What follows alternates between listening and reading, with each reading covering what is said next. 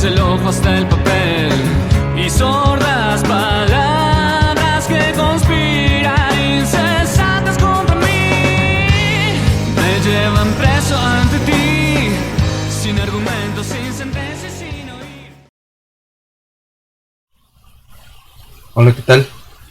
Vamos a continuar con el curso y seguimos platicando sobre epidemiología en redes.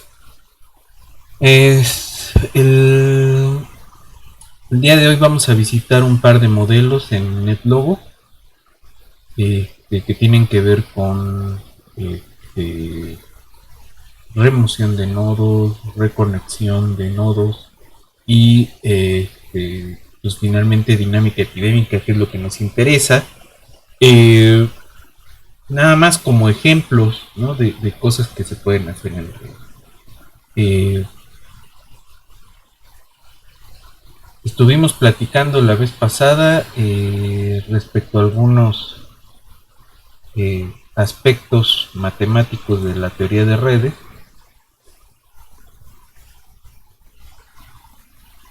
Y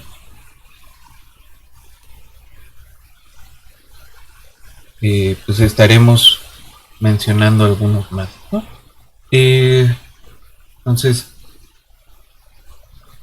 un poco esa es la idea de hoy.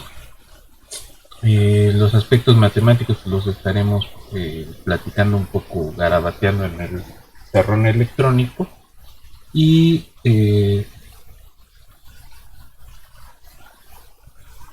pues veremos la implementación directamente en el NetLogo, ¿no? Ahora,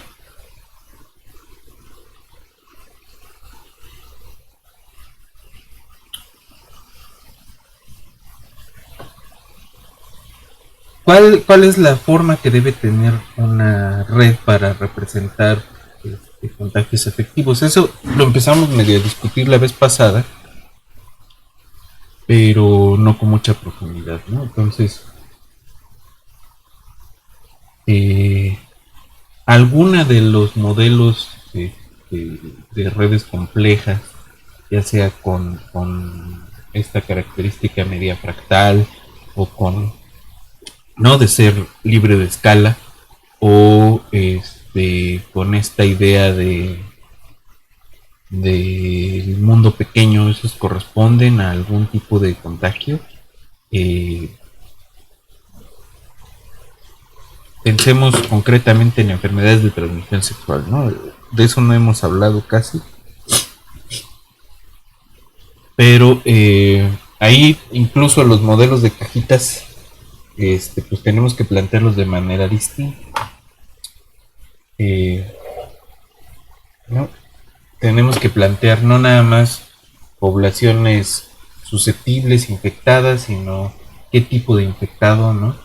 Si es si es una enfermedad que se da con los mismos síntomas en hombres y en mujeres, con la misma frecuencia en hombres y mujeres, si hay transmisión vertical, ¿no? Si hay transmisión a los hijos. Entonces se puede empezar a complicar, ¿no? Y de entrada tenemos que distinguir susceptibles e infectados hombres y mujeres, ¿no? Entonces ya son el doble de ecuaciones de los que tenían. Entonces, nada más déjenme plantear el siguiente modelo. Es un modelo grueso, y van a ver, o quiero que veamos las posibles complicaciones que puede haber cuando empezamos a considerar este tipo de dinámicas antes de seguir con redes, ¿no? Y porque va a venir muy al caso de lo que queremos hacer a continuación. Entonces vámonos rápido al pizarrón electrónico y platicamos un poco más.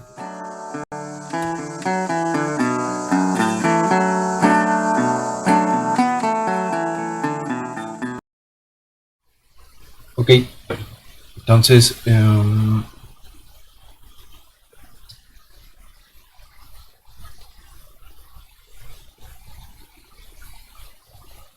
Pues la idea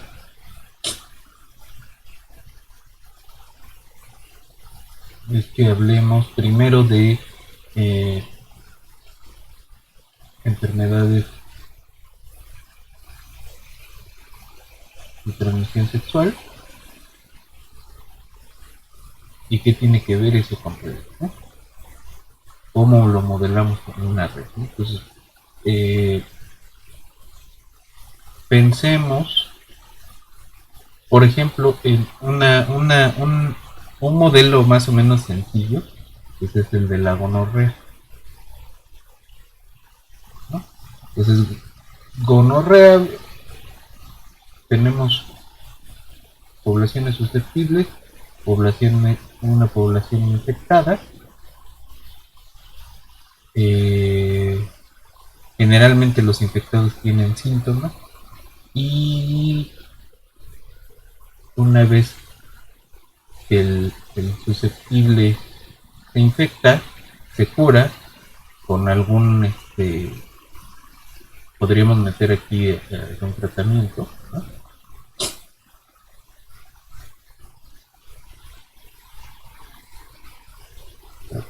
Pero no es mortal, ¿no? Entonces esta T pues es como de removidos, ¿no? Pero los removidos vuelven a ser susceptibles. Entonces es un modelo más o menos sencillo. Ambos miembros de la pareja pueden tener. ¿Cuál es el problema? Que acá pues, se vuelve a plantear, ¿no? Pues hay una tasa de transmisión beta, ¿no? Puede ser pequeña o no. Y cómo es la interacción, ¿no? Cómo son los contactos. Entonces, si ustedes ven un modelo de transmisión sexual que digan la tasa de transmisión es así, o incluso así, ¿no? Porque estás diciendo, pues te encuentras con algún miembro de la población susceptible, te encuentras, pues no es lo mismo tener gripa y toparte con un gripiento en el autobús y que te transmitan la infección porque tu viaje dura entre 30 a hora y media, ¿no? 30 minutos a hora y media, el promedio de los viajes en la Ciudad de México, a tener una relación sexual con una persona, ¿no? Que puede ser una relación de una vez, puede ser una relación de una vez cada tanto, puede ser una relación de varias veces durante una semana o incluso durante un día, ¿no? Entonces no es lo mismo. ¿Cómo contamos la frecuencia de los encuentros en un modelo de este tipo, ¿no? Entonces, primera limitación, las relaciones sexuales no siguen la ley de acción de masa. Okay. Segunda limitación, vámonos al otro modelo.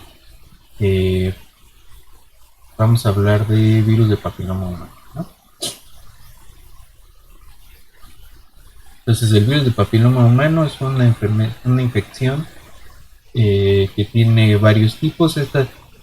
La infección por virus de papiloma humano se puede transmitir de contacto entre dos personas, que puede ser de contacto de piel con piel, ¿no? Y allí hay algunos tipos de VPH que se transmiten sexualmente, ¿no? Que son los que afectan tejido de los órganos sexuales, ¿no? Entonces, de mucosa sobre todo, ¿no? Y ahí, ojo, basta tener contacto piel con piel o piel con mucosa, ¿no? No es indispensable la penetración para infectarse con VPH. Entonces, no es como la gonorrea. Entonces, ¿cuál es el contacto efectivo en el VPH? Oh. Ahora, vamos a plantear un modelo que no me lo estoy inventando yo, este es de el Basha. El Basha es un científico que trabaja muy cerca de el laboratorio Merck. Merck le paga su investigación Merck es uno de los empresas que desarrolla vacunas contra VPH, contra el virus de papiloma humano. El VPH es el principal factor conocido que produce cáncer cervicouterino.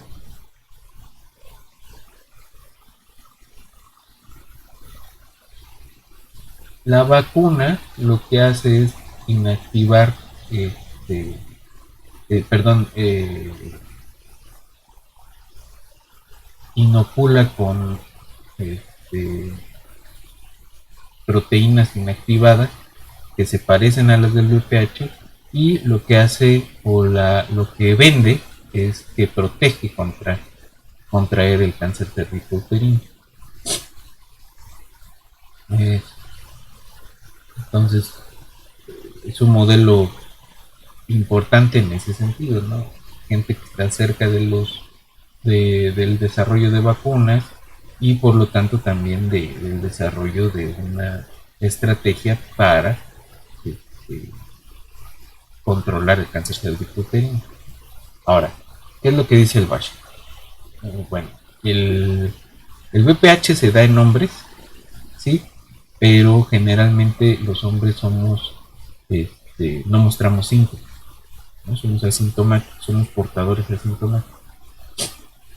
Entonces hay que distinguir entre hombres y mujeres.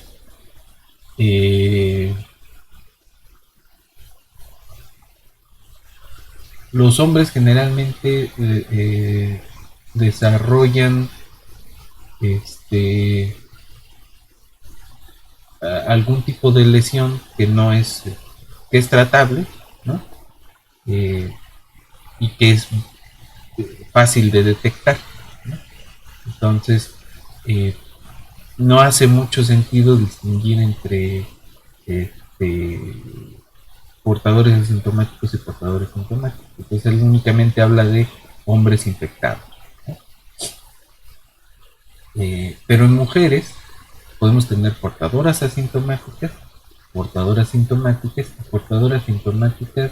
que no están diagnosticadas, ¿no? Que traen el patógeno pero no están diagnosticadas. Ahora, como el modelo se trata de cáncer cervicouterino, para hombres solo hay susceptibles, infectados y removidos del sistema. Aunque hay cánceres en el pene y en el ano que están también provocados por algún tipo de VPH, ¿no? Pero como se trata únicamente de cáncer cervicouterino, pues la parte que interesa del desarrollo de la enfermedad solo es para mujeres, ¿no? Para la población de mujeres. Entonces, para el BASHA hay que distinguir entre, entonces, mujeres infectadas con diagnóstico, mujeres infectadas sin diagnóstico, infectadas con lesiones de tipo 1, 2 o 3, que tiene que ver con la cantidad de tejido que está presentando la lesión, y mujeres con cáncer, ¿no? Ya se extendió la lesión suficiente como para considerarlo cáncer, y se puede distinguir también, ¿no?, el cáncer en etapa 1, 2, 3, 4, pero se le deja nada más hasta acá, ¿no? Luego vienen las vacunas. El BASHA no promueve la vacunación en hombres, ¿no?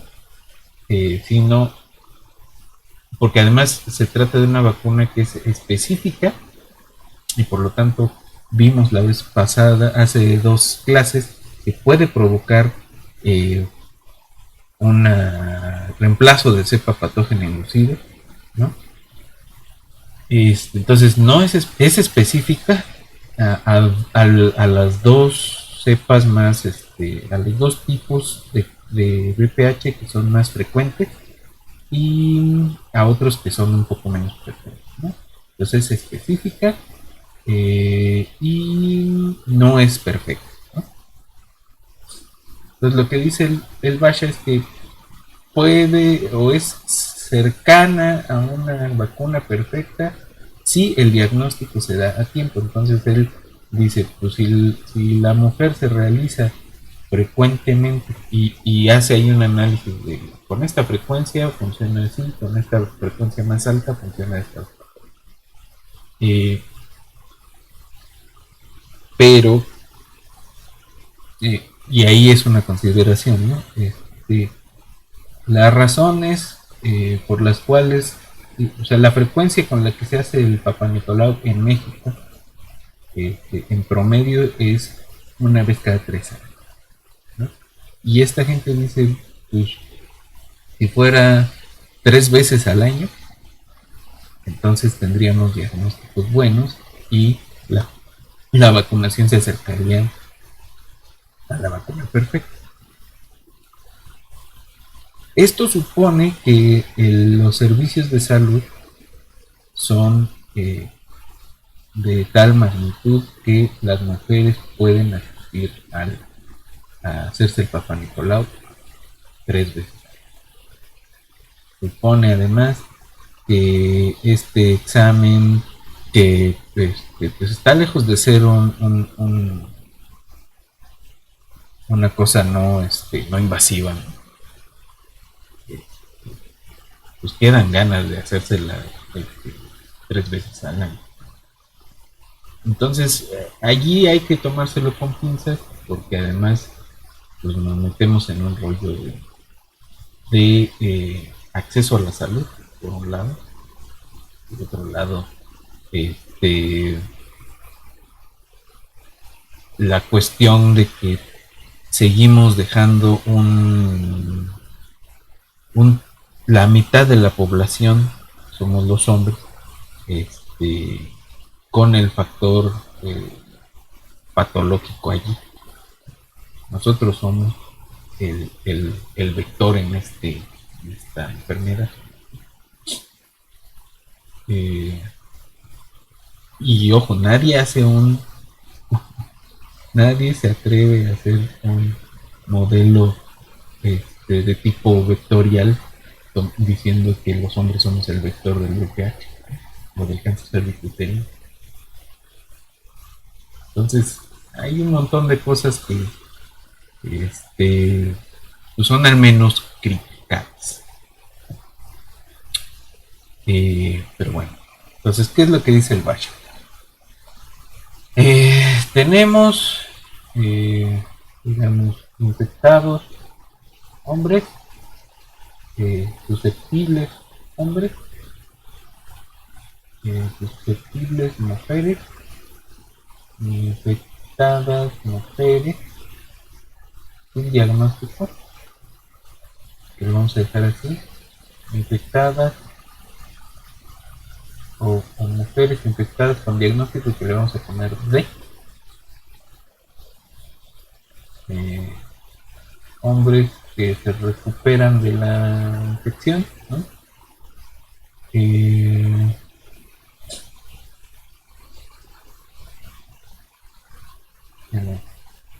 Mujeres con diagnóstico, mujeres sin diagnóstico, ¿no? Mujeres que en las que progresa la enfermedad tanto con diagnóstico como sin diagnóstico, ¿no? Entonces a esas le ponen Q1 y Q2, ¿no? Entonces Q1 es sin diagnóstico y Q2 es con diagnóstico, y luego está cáncer cervicuterino. Me parece que hay otro Q3, pero no recuerdo bien. Y hay las mujeres que se recuperan de cáncer y las que se recuperan de la infección directamente, ¿no? Entonces, son un montón de cajitas. Los hombres susceptibles se infectan al estar en contacto con mujeres infectadas con o sin diagnóstico, ¿no?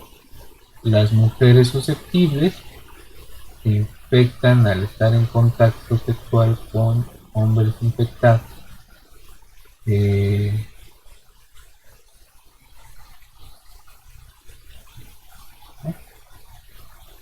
Luego, las mujeres infectadas sin diagnóstico pueden desarrollar la enfermedad y de aquí se puede ir a cáncer, ¿no? O pueden tener diagnóstico tardío, ¿no? Ya cuando están infectadas. Las mujeres con diagnóstico pueden incluso con su tratamiento desarrollar la enfermedad y de aquí desarrollar cáncer. De cáncer pueden salir del sistema o recuperar, ¿no? Y con algún tratamiento o lo que sea, y puede haber desde aquí o desde aquí, ¿no?, algún tipo de recuperación o ya con la enfermedad recuperarse, ya sea con tratamiento o así, ¿no? Entonces, aquí ojo porque tenemos una causa de muerte por la enfermedad y los hombres pueden recuperarse en enfermedad, ¿no? Los hombres recuperados no ganan inmunidad, sino que vuelven a ser susceptibles. Entonces no está sencillo, incluso pensando que esto otra vez, y en el modelo del Basha así es, hay una tasa de transmisión, ¿no?, como en la ley de acción de más, pero las relaciones sexuales no son leyes mías. Pues ahí tiene esa limitante. Segunda limitante, y bueno, y aquí aparte hay las mujeres vacunadas, ¿no? Y ahí hay dos ideas, ¿no? Las dos ideas que vimos.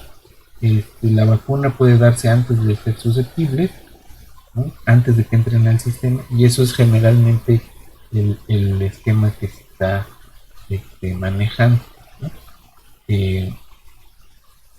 Inocular antes de que empiece en promedio la vida sexual, ¿no? Y ese es otro problema del modelo, ¿no? Supone que las mujeres, inician la vida sexual a cierta edad, pero se está viendo que las mujeres están iniciando más tempranamente que eso, y está grave porque es indicio de aumento de casos de abuso sexual, ¿no? Entonces, un montón de problemas relacionados con eso. Entonces, una idea es esa, y la otra es decir, pues bueno, tienes mujeres susceptibles y mujeres vacunadas, ¿no?, con una vacuna específica. Nosotros retomamos un modelo parecido a hasta acá, ¿no? Nosotros metimos, no nos preocupamos en un primer modelo por las etapas de la enfermedad, y lo que propusimos fue, bueno, tienes unas vacunadas, pero es una vacuna específica, entonces algunas vacunadas se van a infectar y no van a tener diagnóstico. Y eso es pensando con la otra cepa, ¿no? Pero bueno, entonces se empieza a complicar.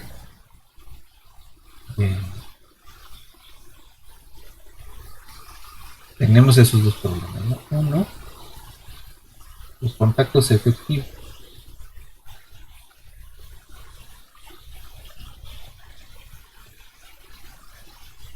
Dos,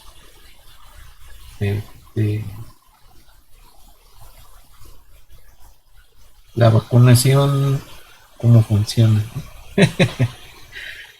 Y nosotros en algún otro momento propusimos, ¿no?, que había también una fracción de hombres vacunados, y eso funcionó mejor que poner una vacuna específica de este lado, ¿no? Pero bueno. Dos, mientras más el nivel de complejidad, ¿no?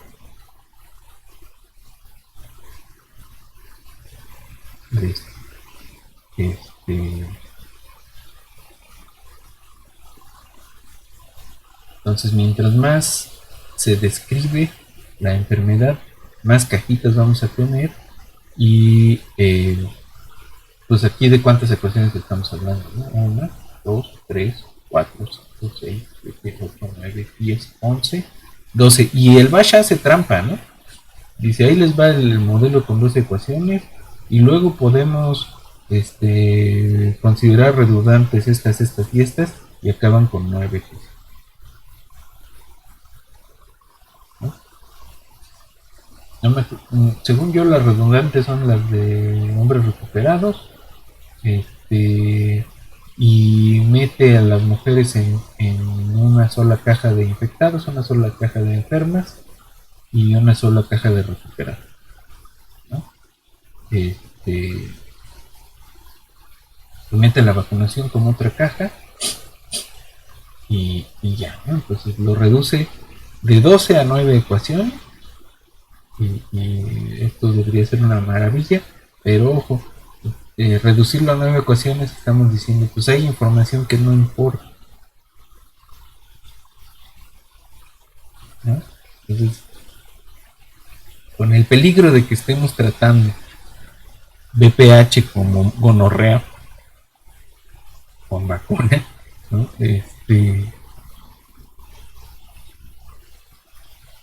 Pues es lo que podemos estar provocando reduciendo el sistema, ¿no? Y aquí justo es un problema porque generalmente se trata en los modelos de seguir un principio de parsimonia, ¿no? Es decir, que la explicación más sencilla es casi siempre la mejor. Y entonces se trata de hacer modelos parsimoniosos, pero estamos con enfermedades que ya no nos permiten hacer modelos parsimoniosos, no nos permiten tratar la información como paja, ¿no? ¿Qué pasa cuando la información importa? ¿Qué pasa cuando el contexto importa? ¿Qué pasa cuando no es paja? Entonces la parsimonia no nos sirve. Necesitamos hacer modelos con descripciones más completas.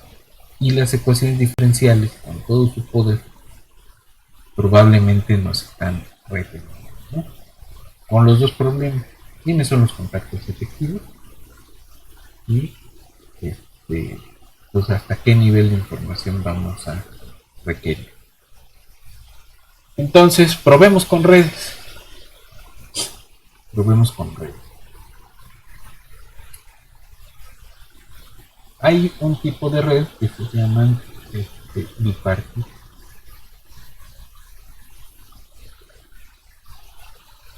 De hecho hay las n partitas, pero ahorita nos van a interesar nada más bipartitas. La idea es que el conjunto de nodos, ¿no? La gráfica, acuérdense, es un conjunto de nodos y un conjunto de aristas, ¿no? Entonces, la idea es que el conjunto de nodos se parte en dos. B1, B2. ¿Cuál es la particularidad? Que B1 intersección B2 vacío, ¿no? Son agentes, conjuntos agentes de nodos.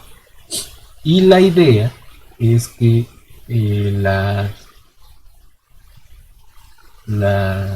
aristas entre nodos, J y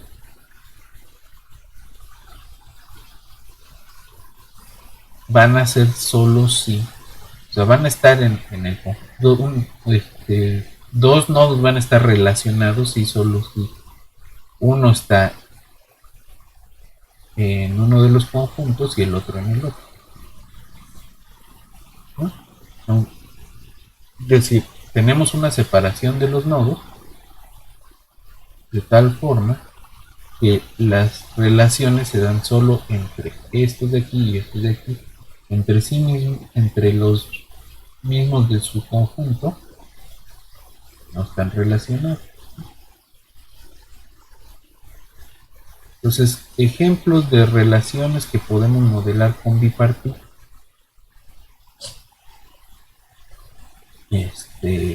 la paternidad, por ejemplo, ¿no? Un padre puede tener 3 hijos, pero no puede ser padre de su pareja, ¿no? En principio. ¿No? Entonces ese tipo de relaciones sexuales, heterosexuales, que son las que nos interesan en el caso de cáncer cervicouterino, pues las podemos modelar con bipartito. Y allí ya estamos entrando a uno de los problemas que plantea el Basha con su modelo. Separamos cajitas de hombres y cajitas de mujeres. Entonces, ¿de dónde a dónde va a ir la infección? De el conjunto, digamos, nuestras particiones HN, ¿no? Entonces, si este está infectado, puede infectar este. Si este está infectado, pudo haber infectado estas 3, ¿no? Y así va de un lado al otro la transmisión de la enfermedad, ¿no? Entonces,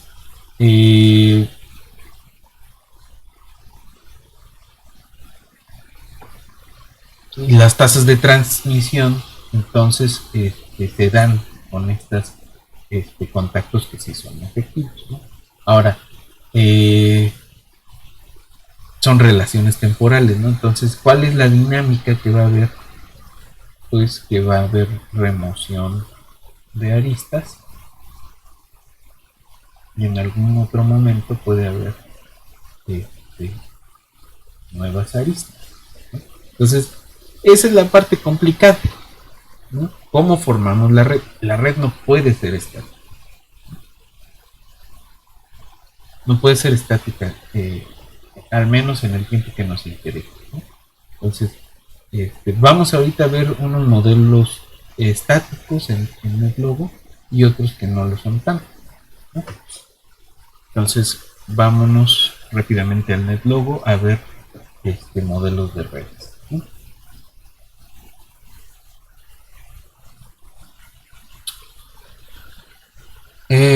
Y aquí vamos a irnos primero a uno que es la transmisión simple, ¿no? De algún patógeno.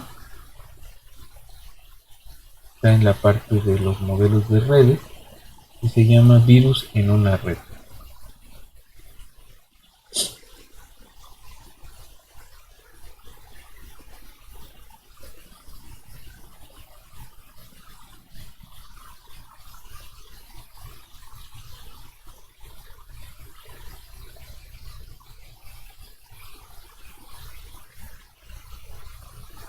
Entonces, ¿qué es lo que tenemos? Una red, ¿no? Ahorita vemos cómo se ordena esa red.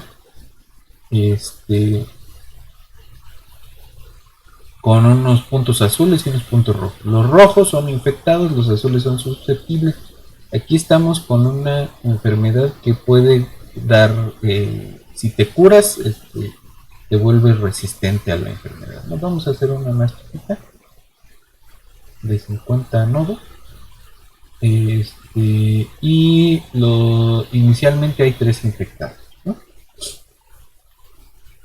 Hay una probabilidad de que el virus pase a los vecinos y una frecuencia con la que se verifica quiénes están infectados y una probabilidad de recuperación que vamos a darle 1% y 5% de que los recuperados ganen resistencia.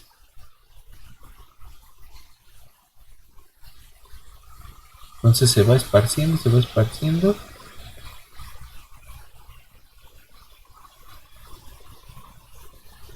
¿Cuál es el punto acá? Que estamos, fíjense, en una red estática, pero ¿cómo la estamos formando? Pues estamos diciendo hay un promedio de grado para los nodos de 6. Es una red esencialmente de mundo pequeño. Si disminuimos y hacemos una red más realita, donde el nodo son 3, el grado promedio es 3, pues tenemos incluso nodos desconectados, ¿no? No siempre, pero sí tenemos algunos componentes que no están conectados, ¿no? Y ahí está, donde se esparce la enfermedad en el componente gigante, y en los componentes aislados no hay infección, ¿no? Entonces, una cosa que vimos la vez pasada es que si desconectamos la red, pues podemos estar haciendo algo parecido, ¿no?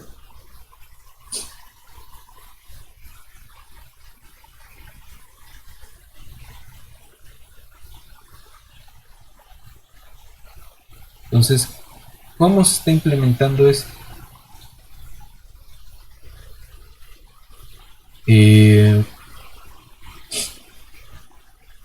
Entonces tenemos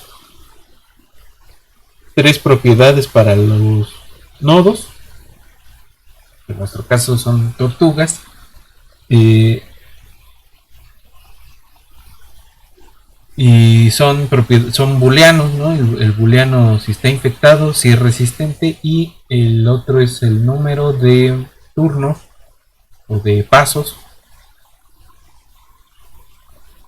desde que se verificó si estaba infectado, ¿no?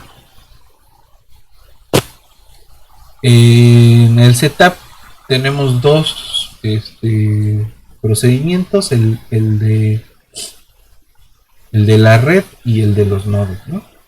Y aquí únicamente se infectan los que inicialmente deben estar infectados y se colorean en blanco los enlaces entre infectados, ¿no? Como siempre, el clear all antes de todo y el reset fix al final.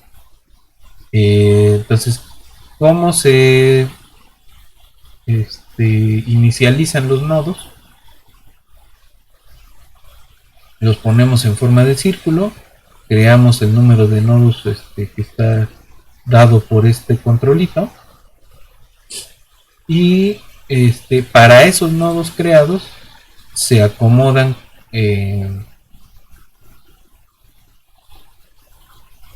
de tal forma que no estén muy cercanos, y en principio son todos susceptibles, ¿no? Antes de volverse infectados, la fracción que deben estar infectados, y el virus check timer se pone en una frecuencia aleatoria pero menor que el virus check frequency, que es control de ataque. Y ya la red setup Spatially Clustered Network es cómo acomodamos cómo conectamos los nodos, ¿no? Entonces el número de enlaces va a ser el número de nodos por el grado promedio entre dos, ¿no?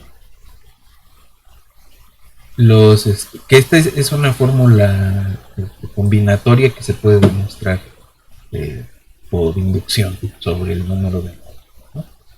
Es decir, si conocemos el grado promedio o incluso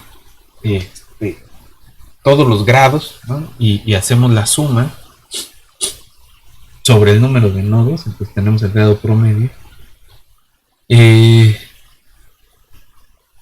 Entonces el grado promedio por el número de nodos, que pues es la suma de todos los grados, ¿no? Y eso entre dos, pues es el número de enlaces. Es decir, vamos contando con cuántos nodos está relacionado cada nodo, pero eso lo estamos contando dos veces porque no estamos contando dirección. Eso es lo que dice eso, ¿no? Luego, si la cuenta real de los enlaces reales que hay en este momento en la red es menor que ese número esperado de enlaces, entonces se crea un enlace nuevo. Pero se crea un enlace con quién. Entonces se le va a llamar elegido a uno de al mínimo de las otras tortugas que no son mis vecinos. ¿El mínimo de qué? De la distancia, ¿no? Entonces el más cercano de los nodos que no es mi vecino, es decir, que no tiene un enlace directo conmigo, y si existe tal vecino, tal nodo más cercano que no es vecino, entonces se crea un enlace con él. Y eso se repite 10 veces y luego se acomoda, ¿no? Este es layout spring. Luego la dinámica, que es lo que hace. Si las tortugas no están infectadas, se detiene. Y si se le pide a las tortugas que el timer del virus se pone +1, y mientras esto sea más grande o igual que el virus check frequency, entonces el timer va a ser 0, ¿no? Entonces, si se alcanza el virus check frequency, se regresa a 0 el virus. Se va a esparcir y se va a verificar, ¿no? ¿Cómo se va a esparcir? Este spread virus tiene que ver con estas tres funciones: become infected, become susceptible y become resistant. Y este es nada más, si el infectado es verdadero, el resistente falso y color rojo. Y infectado falso, resistente falso, color azul. Infectado falso, resistente verdadero, color gris. Y se va, y los enlaces con estos resistentes van a ser gris. ¿Cómo se esparce el virus? Si te agarras los nodos infectados, ¿no? As turtles with infected true, y a esos les vas a preguntar: ¿tienes enlace? ¿No? ¿Estás conectado? ¿Eres vecino de nodos que no son resistentes, que son susceptibles? Y si en el tienes esos vecinos,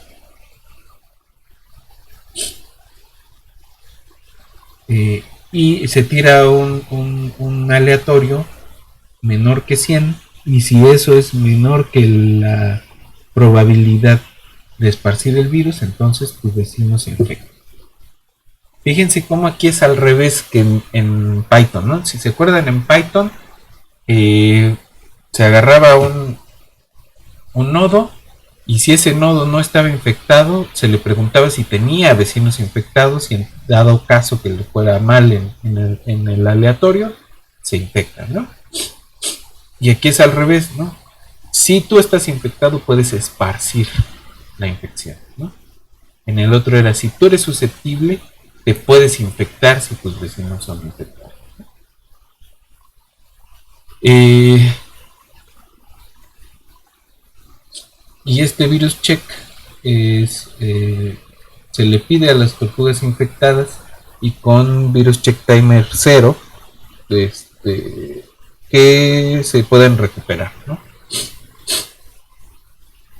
Entonces, ¿cómo se recuperan? Pues si tiras un aleatorio y es menor que la probabilidad de recuperarse, te recupera, ¿no?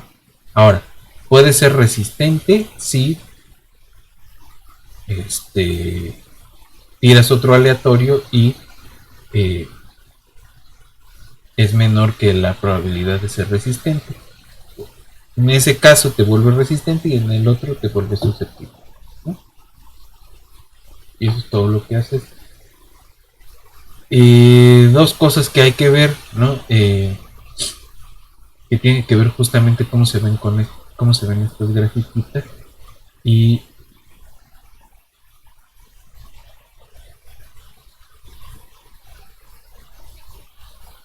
que vemos que tiene que ver con el tipo de red, ¿no? Aquí tenemos una red Rala con varios componentes conexos, ¿no? Tenemos un componente gigante, pero otros que no son parte del componente gigante. El virus se está esparciendo únicamente en el componente gigante, y aquí ya tuvo 2 picos de infectados, ¿no?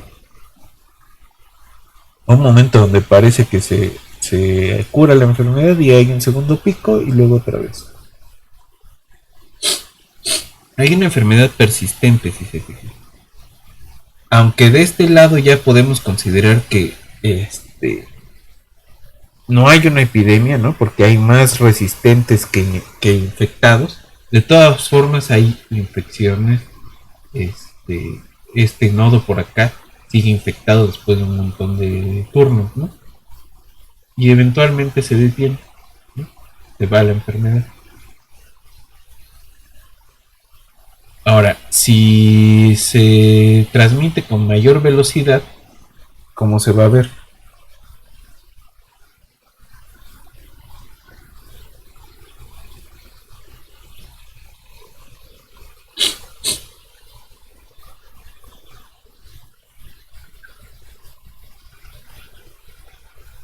No hay un brote, ¿no? O sea, nunca cruza los infectados con los susceptibles. Y aquí tenemos un solo componente gigante.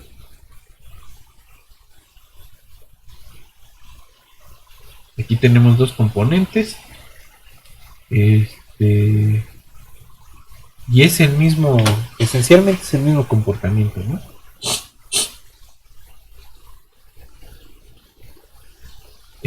Si se tarda más en verificar la enfermedad, digamos 4 turnos, entonces sí hay un brote. Y el brote es grande, ¿no?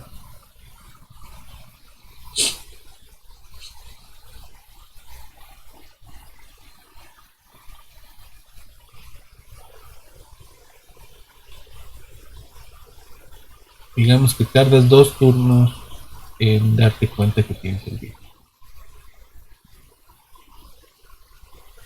De todas formas, ahí ya tenemos un brote, ¿no?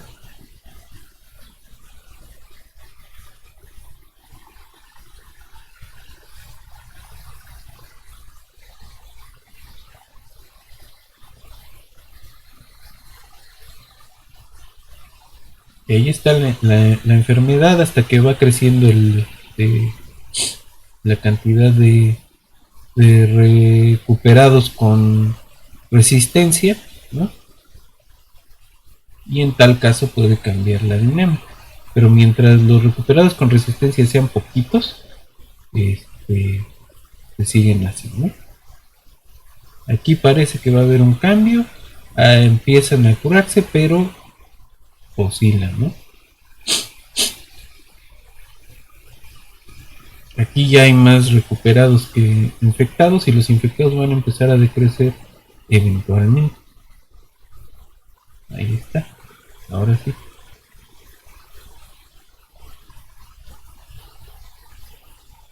Entonces es otro comportamiento, ¿no?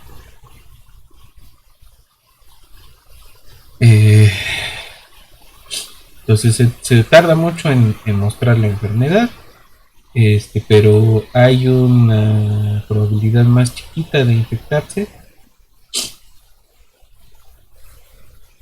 y todos los recuperados ganan resistencia. No, ningún recuperado gana resistencia.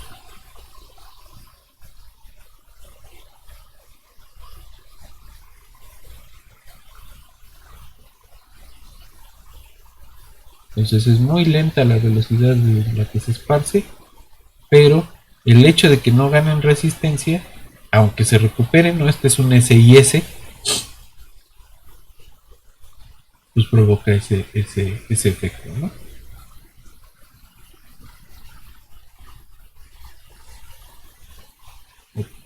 Ahora todos se recuperan, es un SIR. Todos los recuperados se ganan resistencia, no es un SIR.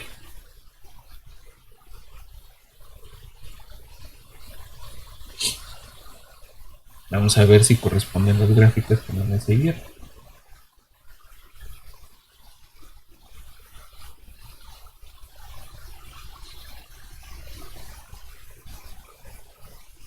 Pues se parecen, ¿no? Aunque tengan estas cosas oscilantes, ¿no? Los infectados crecen, luego decrecen y los recuperados crecen más, ¿no?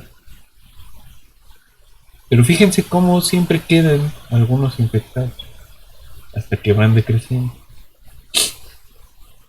Ahora un SIR con una tasa de infección grave, 7%.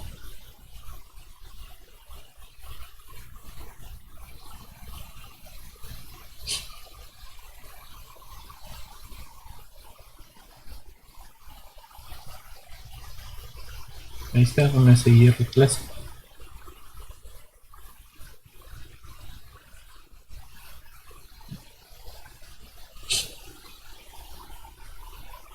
Muchos infectados iniciales.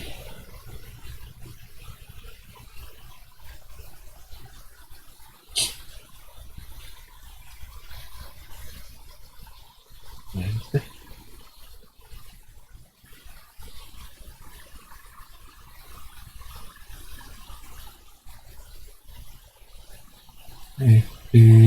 Vamos a aumentar la cantidad de nodos.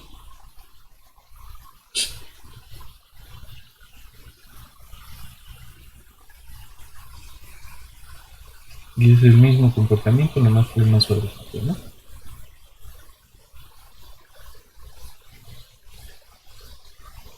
Es una SIR. Entonces, justamente este check frequency nos habla sobre la duración de la enfermedad. Y este recovery chance, no, perdón, el gain resistance es todos los posibles escenarios que hay entre un SIS y un SIR, ¿no?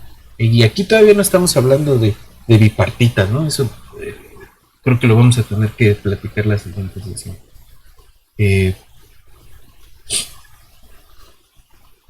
Entonces,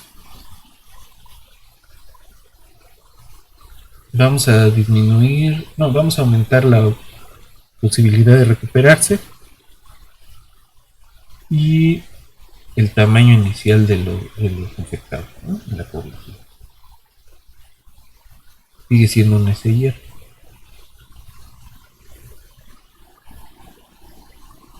Digamos que la mitad se recupera. De los recuperados ganan resistencia, ¿no?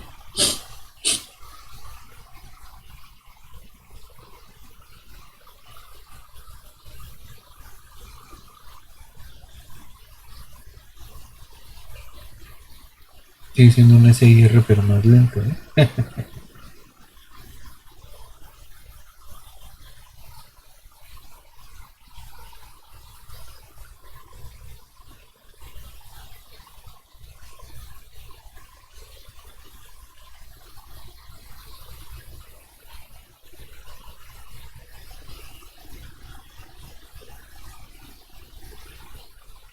Es menor la cantidad de resistentes.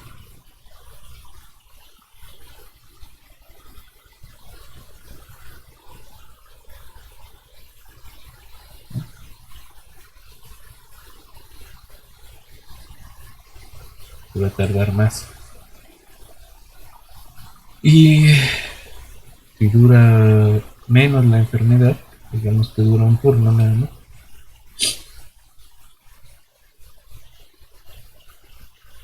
tenemos esas oscilaciones. Cruzan, cruzan, cruzan, cruzan, hasta que dejan de cruzar, ¿no?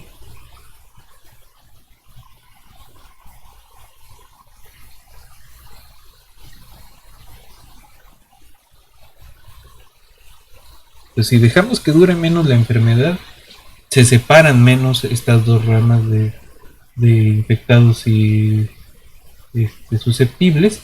Y fíjense cómo va creciendo el número de resistentes con el de susceptibles hasta que lo sobrepasa, ¿no? Siempre que la probabilidad de recuperación sea grande. Si la probabilidad es muy pequeña,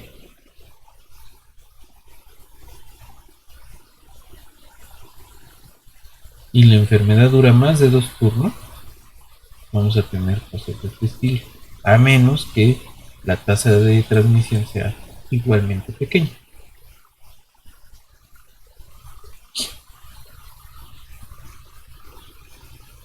Entonces aquí quisiera proponerles un reto. Con esta misma idea, podrían ustedes lograr una configuración de tamaño de red, de grado este, promedio, ¿no? Que permitiera una de dos cosas. La en qué tiempo se alcanza la inmunidad de rebaño, y dos, puede lograrse alguna enfermedad estacional, ¿no? Con resistencia cero, porque acá todo el mundo se infecta, ¿no? Incluso con una probabilidad pequeña de transmisión. Y esto es en redes muy conexas, ¿no? Y en redes que no están tan conectadas, sucede lo mismo, aunque es más lento, ¿no? Ahí está. Podemos lograr estacionalidad nada más moviendo estos parámetros, ¿no? Pues ahí está el reto, y por hoy le dejamos aquí y nos vemos en la siguiente sesión.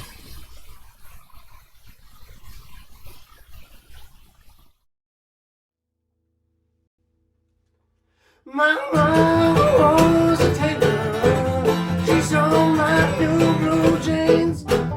My father was a gambler down in New Orleans.